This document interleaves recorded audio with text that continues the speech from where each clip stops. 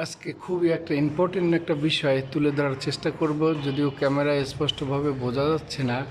আপনারা দেখতে পাচ্ছেন একদম উপরে 3 ইঞ্চি ফাঁকা।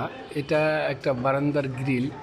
এই যে দেখতে পাচ্ছেন যে এই গ্রিলের আউটসাইডটা মানে বারান্দার ফল ছাদের আউটসাইডটা গ্রিল একদম ছাদের সাথে মিশে গেছে।